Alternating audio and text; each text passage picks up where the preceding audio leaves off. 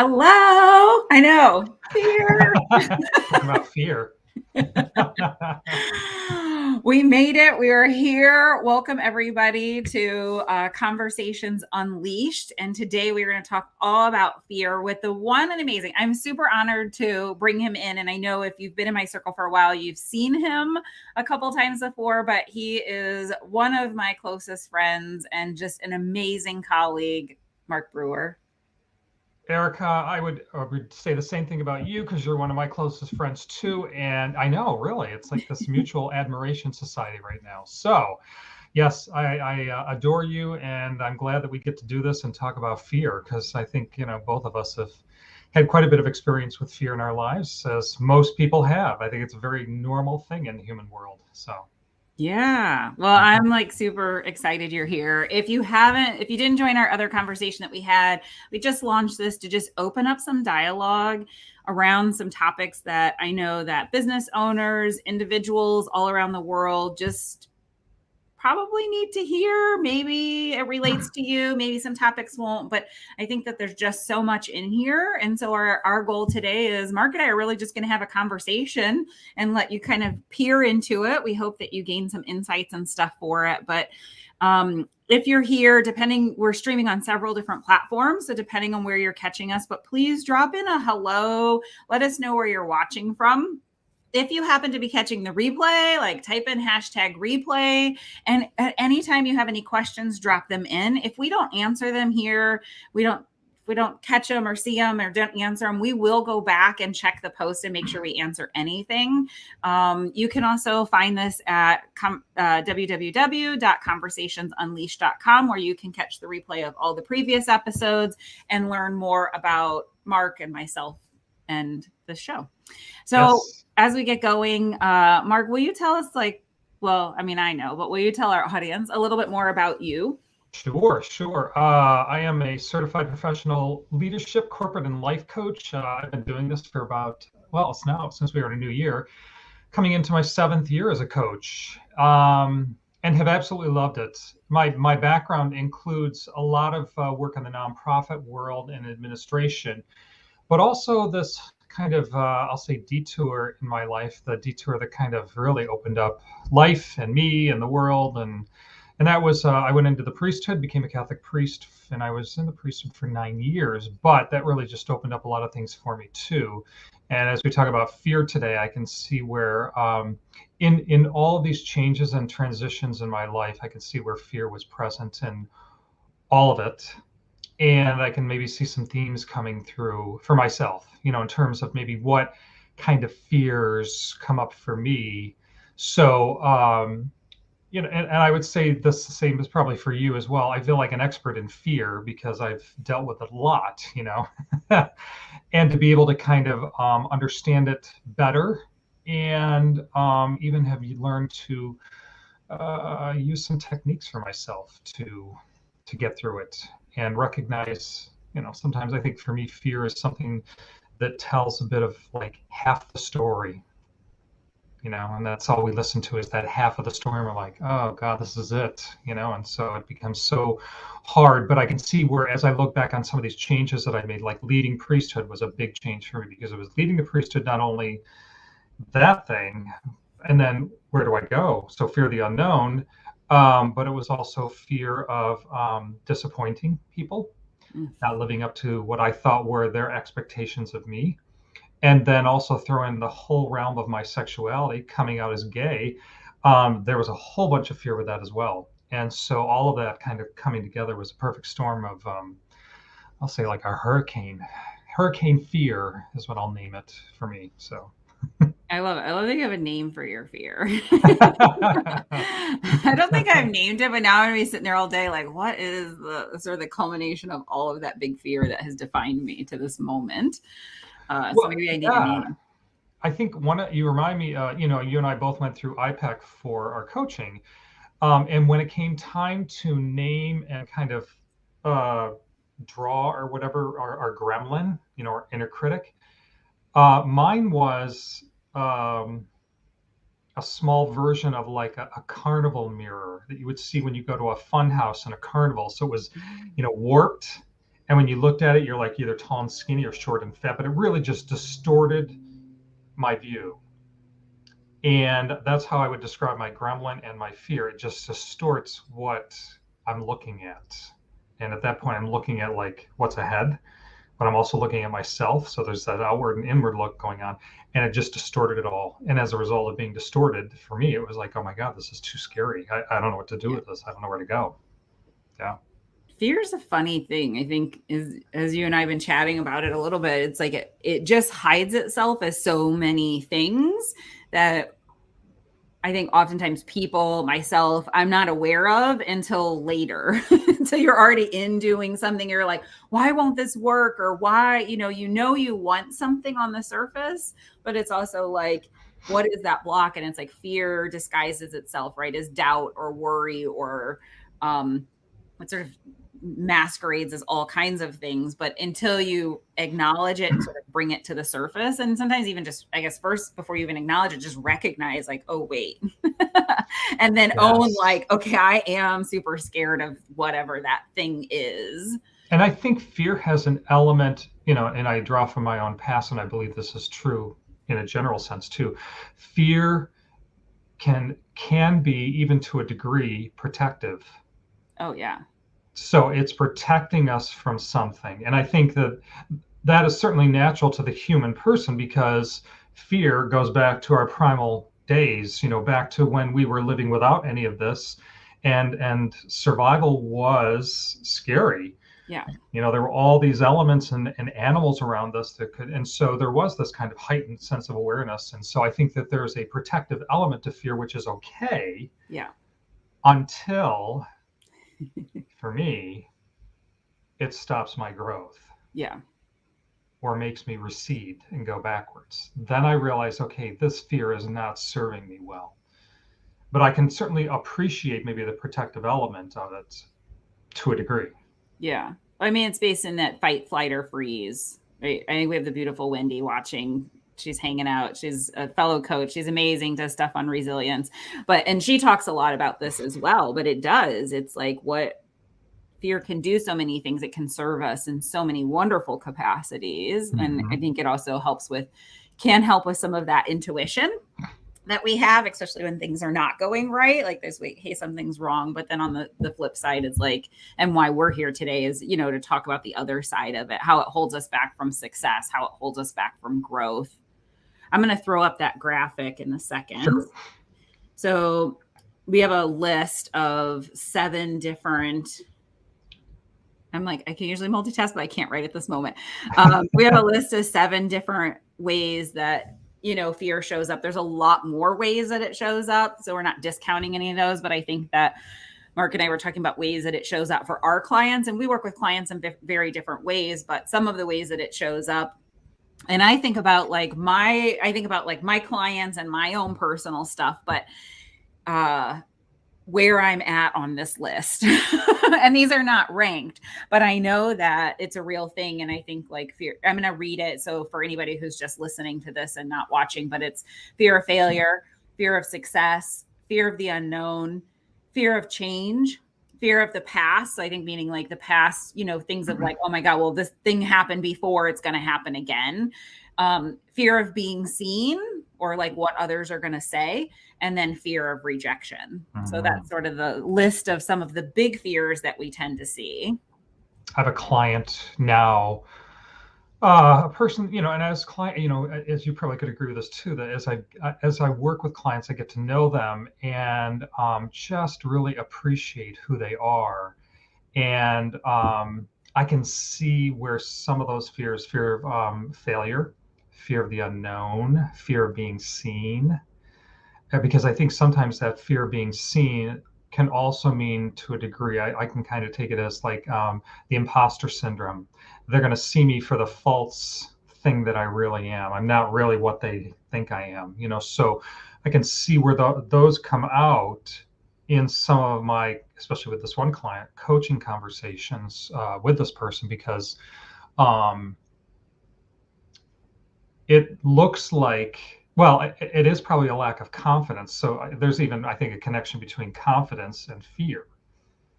So if I don't have a lot of confidence in being able to take this, I'll call it a leap of faith, because maybe we're trying to do something that has an element of the unknown in it.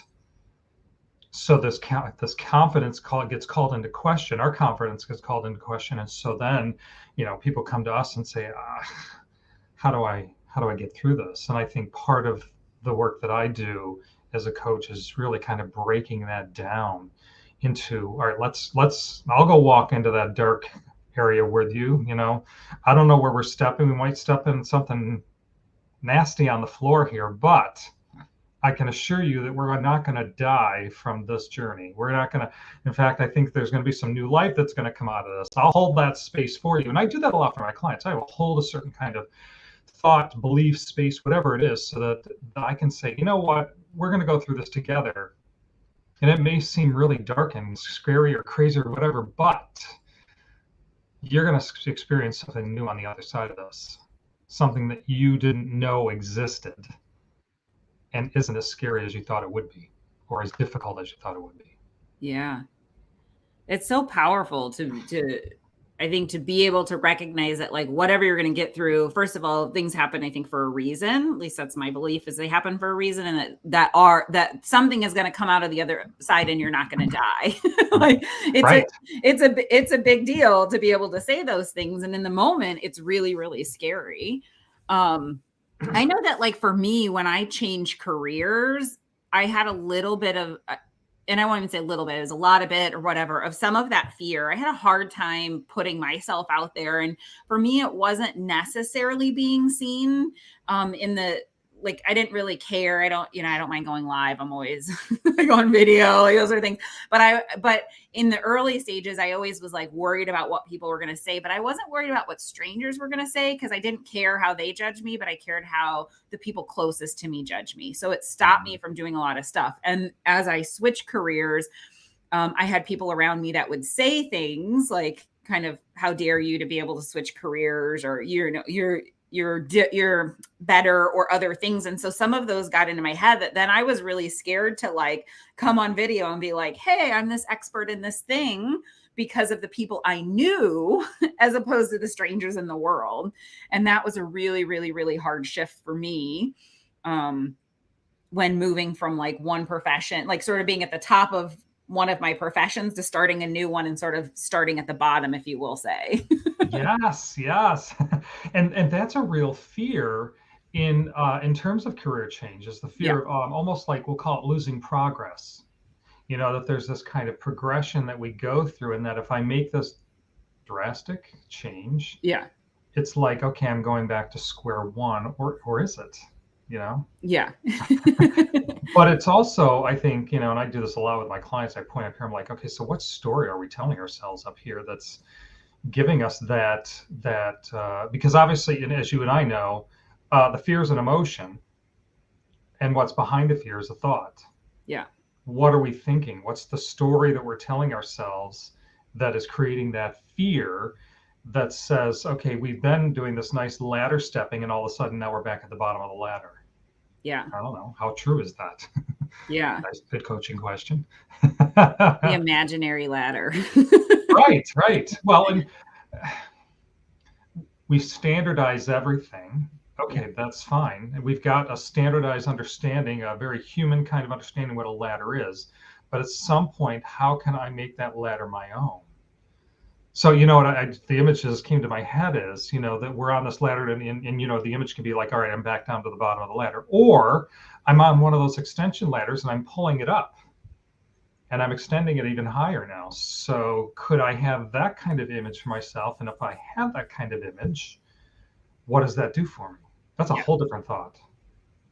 How else do you see it show up for your client? I mean, I know my clients are very different than yours, so I'll talk about mine, but I guess, are there other ways that you see it showing up for your clients?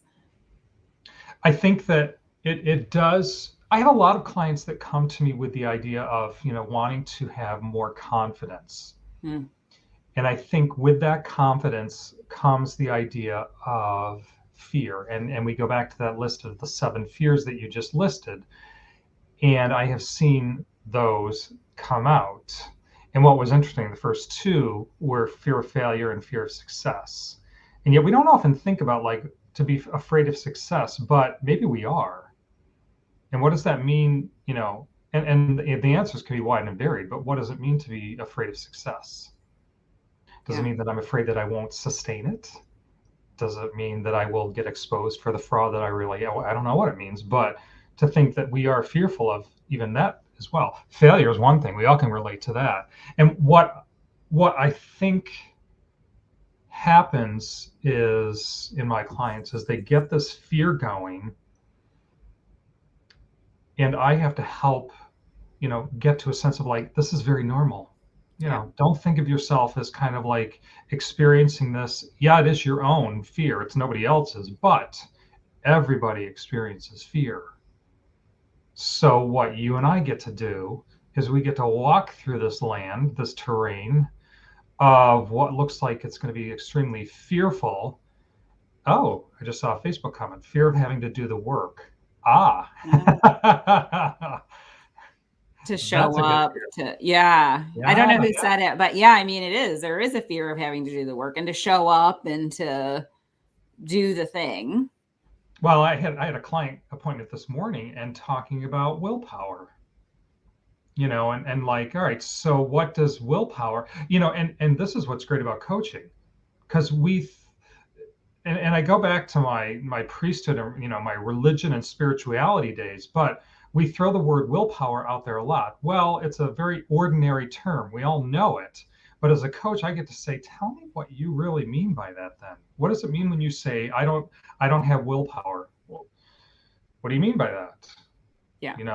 Does it mean you can't stay at it, or are you distracted by the shiny light over here, the shiny object that all of a sudden you are going off in squirrel directions? What is it that you think you don't have willpower? But if we really look at your life, might there be pockets that you're already quite powerful with your willpower? And so if you can do it there, why can't you do it here? Isn't some of it though changing the narrative around what even is willpower for you? What does it mean? What does it look like? Or like this fear of having to do the work. Well, what does work mean? Or what does being consistent mean? Like, what if we change like the narrative around some of those things also? Like, because I think we have these predefined expectations of some of this stuff that causes us to have fear because it's like we've set the rung on the ladder so high, we've set that bar so high, or we've made up something based on everybody else's reality and expectation of what the word success means, what the word consistently showing up means. Like we're letting other people define it for us instead of saying, hey, here's what I'm going to take this word to mean, so that it's it's something that I can do Yes. and work at as I'm working through this. Yes. Because I think when I think fear is just the mask. Yeah. You and I know that all of this stuff is about, the imagery of the iceberg. Fear is just the tip. We got to get underneath that fear to see what's really going on here. Because if I'm afraid of failure, there's a whole lot of conversation that we can have around that. Yeah. From a person's history to the story that I have been told that I will never be successful, to whatever it is that we are trying to accomplish, but yet this fear thing is there. And yet when we can start going behind that, I really wonder if it is sometimes the whole the Wizard of Oz, pay no attention to that man behind the curtain. You pull behind that and it's just this the imagery that we get when we were not behind the curtain, when we're out front, is this huge scary thing. We get behind the curtain, Toto pulls the curtain back, and there's this man making this thing up that makes it look scary. And I wonder sometimes if we really look at our fear, how much of it is real and how much of it is imagined. Yeah. And even with the real fear, can we work with that? I mean, with the imagined fear, once we become aware of that, yeah, we can do something about that. But when we start looking at the real fear, Yeah. then what can we do with that? how do we start engaging that? And you and I, a lot of times I say this too with Karen Sullivan, who said to us, I can do hard things. And I've seen it a lot. We can do hard things. Yeah. And I try to encourage that in my clients as well, to say, this is not something that is insurmountable. You can certainly engage this and move through this. Well, one of the graphics I used for this when I sent it out, I think I sent it out like on the email list, and it said and it goes around the internet, but it says fear is forget everything and run. So the acronym, or face everything and rise. Yes. And I think like it's the moment, right? But you have to be ready. I was talking to a friend this morning about, but like there's certain things you have to be ready, and you have to be ready to say, okay, I'm going to face it. Like I'm ready to face this thing head on, and so that I can make the changes I want instead of, not living the way that I want, and saying like, turn on the switch. And it's like, it's okay. Yeah, right. Actively engage this. Yeah. Yes. Here's another one that I heard about fear: false evidence appearing real. Oh, yeah. Face. Okay, False. now I was just making sure all my acronyms are right, because I'm like, they are. Did I just do the one for fail or fear? So I literally was like, false evidence appearing real. I love it. And how often do we take things to be real when they aren't? Yeah. Someone told me that I will never be, whatever it is. Yeah. And I have made that into a reality. Well, it's time to question that reality then. Yeah. And see how true or false that is. Because my sense is we're going to find a big old falsity right there. Yeah. No, I think that's good. I think, right, challenging it, challenging the narrative, challenging just our perceptions of it.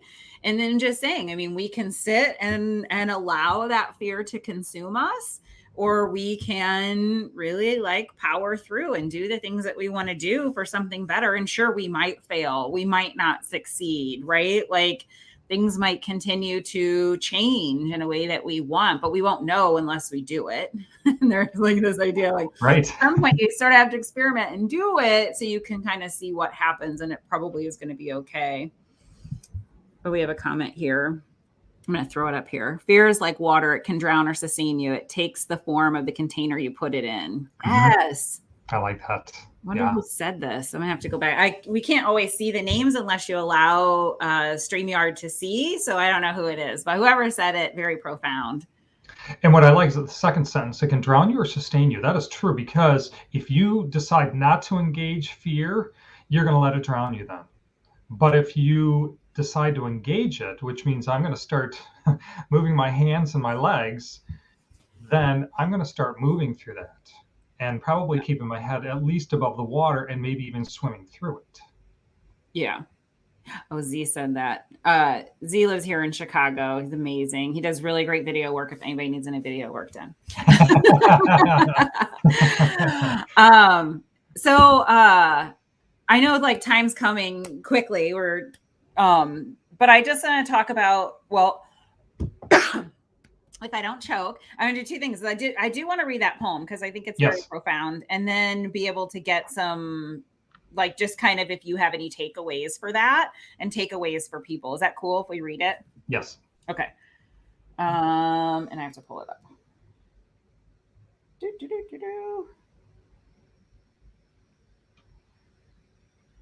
I need music or like a drum roll or something. Okay. I should have put it on my computer, but I didn't. I stuck it on my phone. All right. So I'll put it here so it looks like I'm looking at everybody. All right, here we go. This is a poem. I don't know who wrote it. I've seen it. A lot of people put their name at the bottom of it. So I technically don't really even know where it came, but I thought it was a really good to just sort of summarize about fear. I am fear. I am the menace that lurks in the paths of life, never visible to the eye, but sharply felt in the heart. I am the father of despair, the brother of procrastination, the enemy of progress, the tool of tyranny. Born of ignorance and nursed on misguided thought, I have darkened more hopes, stifled more ambitions, shattered more ideals, and prevented more accomplishments than history could record. Like the changing chameleon, I assume many disguises. I masquerade as caution, I am sometimes known as doubt or worry, but whatever I'm called, I am still fear, the obstacle of achievement. I know no master but one. Its name is understanding.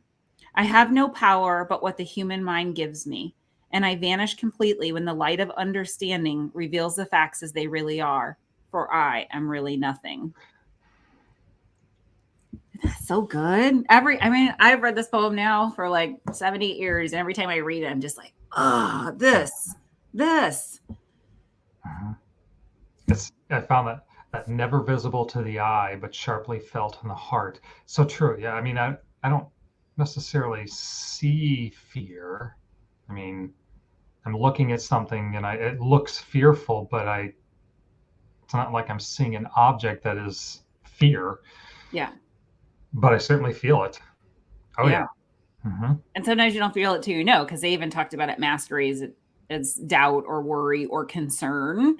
So Yes. sometimes it's these things that I think it's so tricky, right? It's so because you're like operating along, you're like, hey, I just have this thing. Like, I'm not sure if I want to do it or not, but it's really like not always, but sometimes it's really fear. I think about my clients, like I help them put together these amazing programs. And sometimes it's really scary when they go from knowing, they're an expert in their area, but now teaching, it Hmm. always like triggers something in people that people can get a little bit worried about, like what's the perception, what are people going to say, and it's like all this fear-based stuff. And you're right, you can't see it, you can't just like, let me just Put your finger on it. pick it off and throw it away. It's not tangible. Yeah, It isn't. Um, but I think it can be dealt with. I think it can be worked through. I think it can be unmasked yeah, because I think that's what it's doing. It's making, for me, back to my image, it's distorting my vision of what I see in reality is what it's doing. yeah, And like I said, for me, it had a protective element, but when it came to the point of like, all right, this is just too stifling. I cannot breathe and I'm not moving and I just stay in this fearful spot. Paralysis is setting in. I need to get out of this. yeah. What's your like, if you could leave this audience with just like a big takeaway or so, not to put you on the spot, but is there anything you want to say to people that are just combating? I mean, I know a couple people that are watching, and I know one is like, thinking about changing jobs, and some people are developing new things and running into stuff in their business and trying to get their business to move forward. So I guess what would you say to some of these leaders and individuals? I think um, in terms of the fear, I think one of the greatest things that we can do is explore it. Because a lot of times we keep it at a distance. I don't want to get near it. It's too much. But I think when we can say, what, I'm going to explore this, even the question of what is the fear trying to teach me? What's it trying to say to me? How can I listen to a bit of a deeper voice than just the voice of fear? So exploring it, and I think that's what you and I do, and as part of what we do as coaches, is we help people explore what this fear is. So I think that's one thing. And the other thing is, I think with this one client, researching it, so he's going to make a change. He's not sure. Start researching it, start talking in. And I think sometimes, like I'm thinking about my client, it's a process of elimination. So maybe I need to kind of look at where it is that I think I might have an interest in, to look at these places and have conversation with people who are already in these particular occupations or professions to say, tell me about it, because I think that once we get, knowledge is power, so is information. So maybe what we need is a little more information or a lot more information. Great. That's what we need.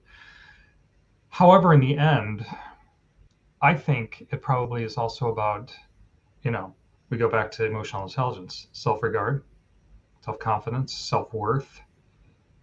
Do I believe that I'm going to come through this intact and maybe even better for this? Yeah. That this, can I believe that instead of that which is um, the fear that is kind of painting this destructive picture? This is what it's going to look like, Mark. My picture was I was going to end up under a bridge homeless after leaving the priesthood. That was really my fear. I could see myself, and that scared the hell out of me. But that's what fear was doing. And I realized, okay, I cannot let this hold me. I have to move through this. So I had to, and part of it is always going to be, I think there's always going to be an element of the unknown. Yeah. And how do we get comfortable with that? To allow ourselves to just go into the unknown, believing, and I think this is another thing too. I do this a lot with my clients. What do you believe about yourself? Do you believe that you can get through this? Yeah. I feel like this is like a mic drop conversation, but I have a Yeti, so I don't want to drop it. I know, right? I mean, I appreciate all of that. I think for me, I think some of it is also just naming it, just saying it, just like sort of owning that is a fear sort of takes the power away from fear that it has over us when we can really just own it and say, yes, I am afraid of what these people are going to say, or I'm afraid of making too much money and what's going to do to my family, or, like whatever that is, whatever your fear is. I think some of it is just starting to own it and recognize it so that you can move forward. Yes. Yeah. I know that I feel like all these topics we could talk forever on. So I think Z told me mics are expensive to be dropping. That's probably him that said that. The videographer, I'm sure of it. Right. I'm not dropping this baby. But Mark, so how can people, I'm going to tell them, but also just, I know you're willing to carry on this conversation about fear and open up a dialogue, and you've so graciously opened up your calendar and are giving 30-minute sessions. Yep. Is that correct? Yes. All that right. Yes. And they can book it directly with you. So you guys can find Mark on his website, but you can also go to Conversations Unleashed. And we have a box that goes straight to his calendar stuff there. So you can get in contact with him. And can you share your website? Is it Mark A? Is the A in there? Yep. Okay. markabrewer.com. Yep. I was going to put it in the chat, but I don't know how I can put it into the chat. It's okay. I'll throw it up as a banner, but I was like, in my head, I was like, I think there's an A in it, and I just didn't know. www.markabrewer.com. Yeah, because Mark Brewer was already taken it. He too is also a coach, but he's like a baseball coach. So get the A so that you get the stuff about mindset. Right. Or if you just want to continue to talk about fear, I mean, Mark's super fun. Yeah, let's do a free 30-minute conversation around exploring the fear. Yeah. And he also has a great Facebook group about being bold. So go connect with him on LinkedIn or on Facebook, and you can go and find out all the information and do that. I encourage you to. He's an amazing person. Mark, I just want to say thank you again for coming and talking about fear. Well, thank you. Thanks for the conversation. Thanks for the invitation. And I look forward to more conversations. Yeah. And for those of you that are still here, drop your takeaways. We would love to hear from you. And again, if you're catching the replay, type in #replay. We'll definitely reach out and say hello. And with that, I hope everybody has a fantastic day. And Mark, you have a good one. You too, Erica. Thanks. All right. Bye.